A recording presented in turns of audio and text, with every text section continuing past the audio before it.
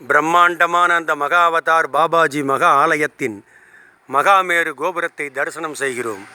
விதானம்.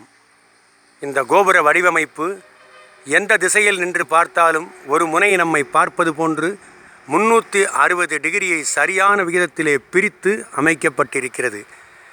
எந்த ஒரு கட்டிட வல்லுநர்களும் இதை கட்டவில்லை. இதற்கு முழு வடிவம் கொடுத்தது மகா குருவின் வழிகாட்டுதலே என்று கூறுகிறார்கள். அடுத்ததாக இந்த பீடத்தின் 8 திசைகளிலும் சரியான 8 கோணங்களில் அஷ்டதிக் பாலகர்கள் என்று கூறப்படும் 8 திசையின் தெய்வங்கள் சுதை வடிவத்திலே வடிவமைக்கப்பட்டிருக்கின்றன. அனைத்து ஜீவன்களின் உருவமும் அக்னியே. அனைத்து ஜீவன்களும் இறுதியில் அக்னியிலேயே சென்று விடுகின்றன.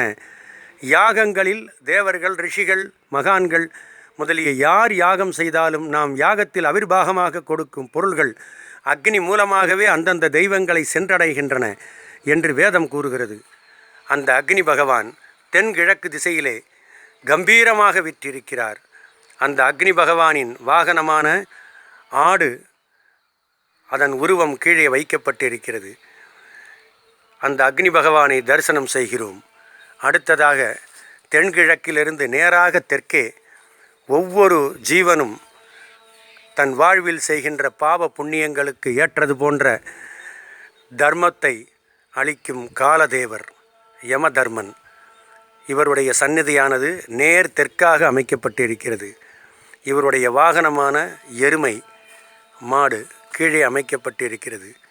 காலதேவர், இவரை தரிசனம் செய்கிறோம்.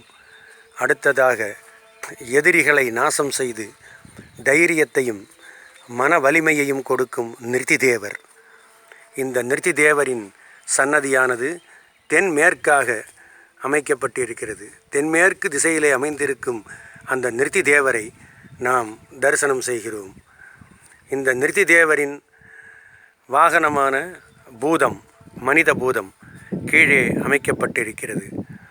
நிருதிதேவரின் சன்னதி சரியான தென்மேற்கு திசையின் கோணத்தில் அமைக்கப்பட்டிருக்கிறது. அடுத்ததாக நேராக மேற்கே உலகிற்கு மழை விருட்சித்து உலக உயிர்களெல்லாம் செழிப்போடு வாழ வகுவகுக்கும் வருணதேவர். இவருடைய வாகனமான மகரையாழ் கீழே வாகனமாக வைக்கப்பட்டிருக்கிறது. வருணதேவரின் திருவுருவம். வருணதேவர் இல்லை என்றால் உலகங்களெல்லாம் வறட்சியில் மாண்டுவிடும். வருணதேவரை வழிபடுகிறோம். அடுத்ததாக தென் மேற்கு மூலையிலே இதோ இந்த வாயு தேவரை வழிபடுகிறோம். தென்மேற்கு மூலையில் இருக்கும் நிருதிதேவருக்கு நேர் எதிராக வடமேற்கிலே வாயு தேவரின் சன்னதி. வாயு உலகில் உள்ள அத்தனை ஜீவராசிகளின் உயிர் நாடியாக விளங்குவது. வாயுதேவரின் வாகனமான மான் கீழே வாகனமாக வடிவமைக்கப்பட்டிருக்கிறது. வாயுதேவரின் திருமுகத்தை தரிசனம் செய்கிறோம். நம் உடலில் இந்த தேவர் இயங்குவதால் தான் நாம் இத்தனை சாஸ்திர புராணங்களையும் படித்தறிந்து கொண்டு உயிரோடு வாழ்கிறோம். வாயுதேவரை வணங்கி அடுத்ததாக நேர் வடக்கே ஒவ்வொரு மனிதனின் வாழ்விற்கும் அஸ்திவாரமாக அமைந்திருக்கும் பொருளாதார நிலையை அளிக்கும் குபேரதேவர். குபேரதேவரின் வாகனமான ரிஷபம், குதிரை, அதை கீழே வாகனமாக அமைக்கப்பட்டிருக்கிறது. குபேரதேவரின் திருமுகத்தை வழிபடுகிறோம். இதோ அடுத்ததாக ஒவ்வொரு மனிதனின் இறப்பிலும் பஞ்சபூதங்களால் ஆன அவனுடைய ஸ்தூல உடல் மயானத்தில் எரியும் பொழுது எரியும் அந்த நெருப்பின் நடுவே காட்சி தரும் ஈசான்ய ருத்ரர். ஓம் அஸ்து பகவன் விஸ்வேஸ்வராய மகாதேவாய திரியம்பகாய திரிபுராந்தகாய திரிகாலாக்னிகாலாய காலாக்னிருத்ராய நீலகண்டாய மிருத்யுஞ்சயாய சர்வேஸ்வராய சதாசிவாய ஸ்ரீமன் மகாதேவாய நமக. ஓம் தத்புருஷாய வித்மகே மகாதேவாய தீமகே தன்னோ ருத்ர பிரஜோதயாது என்று வேதங்கள் கூறுவதற்கிணங்க காலாக்னி எனப்படும் இறப்பிற்கு பின் உடலில் வரும் அக்னியின் நடுவே தோன்றும் ஈசான்ய ருத்ரர். திரிபுரம் எரித்து பிரளயமாகி பிரபஞ்சமெல்லாம் எரிந்து தேவர்கள் முதல் ரிஷிகள் முதல் முனிவர்கள் முதல் அனைவரும் அஸ்தியாகும் நேரத்தில் ஈசான்ய காலாக்னி ருத்ரர் மட்டும் அந்த மகாதேவரான சிவனிடத்தில் ஐக்கியமாகுவதாக வரலாறுகள் கூறுகிறது. வேதத்தில் அழிவற்ற நிலையிலே இருக்கும் காலாங்கி ருத்ரரை மறுபடியும் வணங்குகிறோம். அவருடைய வாகனமான ரிஷப வாகனம் கீழே அமைக்கப்பட்டிருக்கிறது. ஒவ்வொரு அஷ்டதிக் பாலகர்களுக்கு முன்பாகவும் பலிபீடம் அமைக்கப்பட்டிருக்கிறது. மரணத்தை பலி கொடுக்கும் இடம் இது. இதுபோன்று ஒவ்வொரு அந்த அஷ்டதிக் பாலகர்களுக்கு முன்பும் சிறப்பு பூஜை வழிபாடுகள் நடப்பதற்காக பலிபீடம் அமைக்கப்பட்டிருக்கிறது. ஈசான்ய ருத்ரரை வணங்கி அந்த தியான மண்டபத்திற்குள் நுழைகிறோம். முன்னே அந்த மகா அவதார குருவின் தியான மண்டபத்திற்குள் நுழைகிறோம். அவரின் சன்னதிற்குள் பூஜை நடக்க இருக்கிறது. அதற்கு முன்பாக பக்தர்கள் அமர்ந்து அவரின் பூஜைகள், அபிஷேகங்கள், வழிபாடுகள் அனைத்தையும் பார்ப்பதற்கு வசதியாக பிரம்மாண்டமான ஒரு தியான மண்டபத்தை நிறுவியிருக்கிறார்கள். சுமார் 500 பேர் உட்கார்ந்து தியானம் செய்யும் அளவிற்கு இந்த தியான மண்டபமும் விளக்கு கம்பமும் ஸ்தூல மேடையும் ஒரே நேர்கோட்டிலே அமைக்கப்பட்டிருக்கின்றன. இதோ அவருடைய சன்னதியின் மேலே மகா குருவானவர் தன்னுடைய 4 சீடர்களோடு ஞானோபதேசம் செய்யும் திருக்காட்சி. கல்லாலின் கீழமர்ந்து மறை 4 கற்றுணர்ந்த எல்லாம் வல்ல சத்குருவே நீன் வல்லான் திருப்பாதங்கள் சரணம் என்று நாம் கூறுவதை போல அந்த எல்லாம் வல்ல குரு தன் 4 சீடர்களோடு ஆலமரத்தின் அடியிலே அமர்ந்து அவர்களுக்கு கிரியா யோகம் எனும் மாபெரும் யோக விஞ்ஞானத்தை போதிக்கும் அரும் காட்சி. அந்த காட்சியை கண்டு நாம் யோக பீடத்திற்குள் நுழைகிறோம். இதோ பீடத்தின் இருபுறமும் கம்பீரமாக நம்மை வரவேற்கிறது சிம்மத்தின் உருவம். 2 சிங்கங்கள் அமர்ந்த நிலை கம்பீரமாக வருபவர்களை வரவேற்கிறது.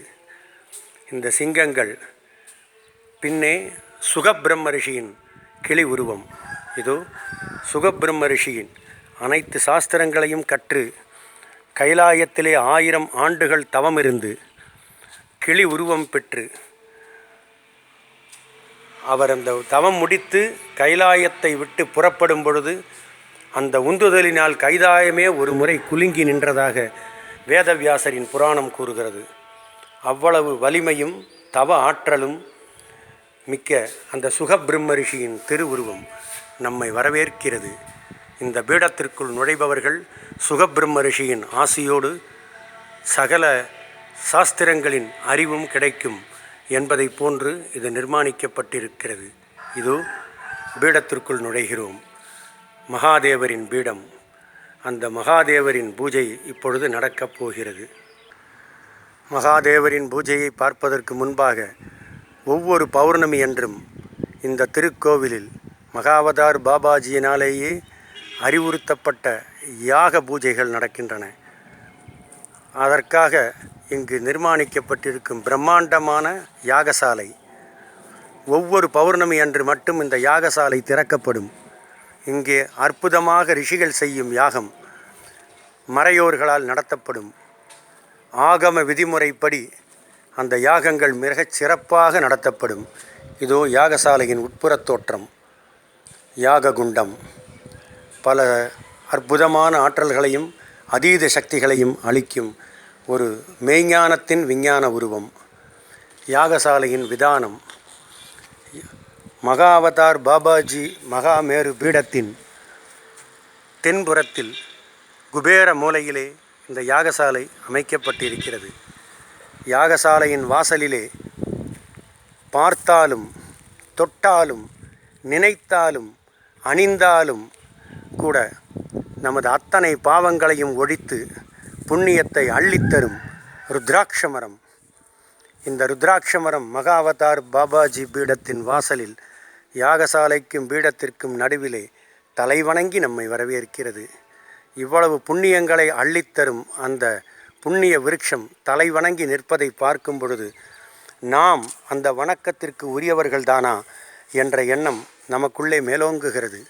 இதோ ருத்ராட்ச மரத்தை வணங்கி வலம் வருகிறோம். ருத்ராட்ச மரம் ஈசனின் திருக்கண்களிலிருந்து உருவானது. மாபெரும் புஷ்பராகம், பத்மராகம் போன்ற மணிகளும் மகாவிஷ்ணுவின் கழுத்தில் இருக்கும் கௌஸ்துப மணியையும் விட உயர்ந்தது என்று வேதவியாசர் கூறுகிறார். ருத்ராட்சம் அணிந்தவர்களுக்கு எச்சில் இல்லை, தீட்டில்லை, யார் வேண்டுமானாலும் அணியலாம். எந்த ஜீவன் ருத்ராட்சம் அணிந்தாலும் அது இறந்தவுடன் நேராக சிவலோகம் செல்லும் என்று வேதவியாசரின் வேத புராணம் விளக்குகிறது. அந்த புண்ணிய விருட்சத்தை வலம் வந்து இதோ மகாவதார் பாபாஜி மகாராஜ் அவர்களின் யோக பீடத்தில் நடக்கும் காலை பூஜைக்கு செல்கிறோம். இன்னும் ஓரிரு நொடிகளில் பூஜை ஆரம்பித்துவிடும். உள்ளே நுழையும் பொழுது ஓம் ஸ்ரீ குரு பாதுகாய நமக என்ற வார்த்தை நம்மை வரவேற்கிறது. இது மகாவதார் பாபாஜி மகாராஜ் அவர்களுக்கு அன்றாடம் பூஜைக்கு தன் பாலை தரும் கோமாதா. எவ்வளவு புண்ணிய ஆத்மா இது! மாடாக பிறந்தாலும் கூட யோக பீடத்திலே அந்த மகாமாதாவானது மகாவதார் பாபாஜி மகாராஜிற்கு தன்னுடைய பாலை ஈந்து இப்பிறப்பின் புண்ணியத்தை தேடிக்கொண்டுள்ளது. இதோ வரிசையாக அந்த பீடத்திலே மகாவதார் பாபாஜி மகாராஜ் அவர்களின் அபிஷேகத்திற்கும் அன்னை வராகி மகாமாதா அவர்களின் அபிஷேகத்திற்கும் பால் அளிக்கும் கோமாதாக்கள் அந்த திருக்கோயிலின் வளாகத்திலேயே புற்களை மேய்ந்தபடி புண்ணியத்தை தேடிக்கொண்டிருக்கின்றன. எத்தனை பேருக்கு இது கிட்டும்! மனிதனாக பிறந்தும் கூட எத்தனையோ பேர் இது போன்ற புண்ணிய பூமிகளை இன்னும் மிதிக்காமல் கூட வாழ்கிறோம்.